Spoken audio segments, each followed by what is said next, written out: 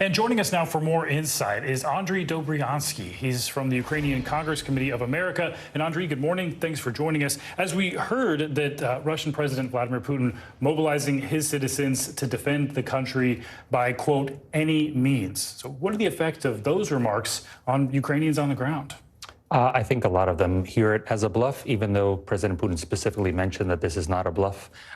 This morning's Telegram channels all over Russia and Ukraine were all mentioning about the flights that have been booked out of Russia to Istanbul, to other places. So we saw this at the beginning of the war against Ukraine in February, people traveling across the border into Finland and other places. Now even more Russians of means are leaving the country. And we also know there's a mobilization within Moscow itself with police officers and warrants going door to door and searching for those men under the age of 35. But frankly, it's a mobilization, as far as I understand, up to the age of 55. So. Let's talk about these planned votes now in these 4 Russian-controlled areas of Ukraine to formally join Russia. Why do you think Russia is pressing ahead with this right now? We saw the same thing in 2014. So when Russia invaded Crimea and the other areas of the East in 2014, there was an initial announcement that there would be a referendum in May of that year. That referendum ended up happening in March because of what Russia saw as far as Ukraine's response militarily, those volunteer brigades actually stopping Russian forces from coming in further. Similarly, now Ukraine has another counteroffensive that's winning, and so Russia is speeding up its process by announcing these snap referenda. Referenda can't be done in a snap format. Scotland took a year just to organize. So these things, this is obviously not on an international level, nor will you see any international observers come in because you know how long it takes to actually travel into Ukraine since there's no flights to those occupied territories.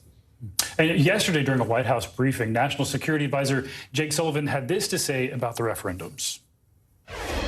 These referenda are an affront to the principles of sovereignty and territorial integrity that underpin the international system and that lie at the heart of the United Nations Charter.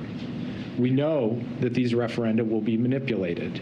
We know that Russia will use these sham referenda as a basis to purportedly annex these territories. If this does transpire, the United States will never recognize Russia's claims to any purportedly annexed parts of Ukraine. So what would you like to see the international community do to respond to these plans? I think we're going to see it in the speeches today. First and foremost, President Biden this morning.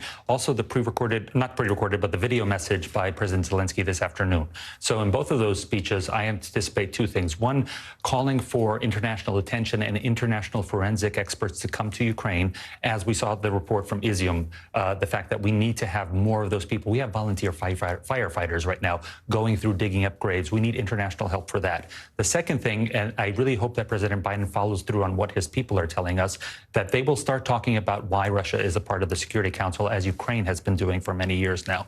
There's a Security Council meeting tomorrow. I think this is very much in line with what the rest of the world wants to see. As President Macron said, you can't stay on the sidelines anymore. You have to pick a side. More to come with those speeches coming up a bit later today. Andriy, thank you so much.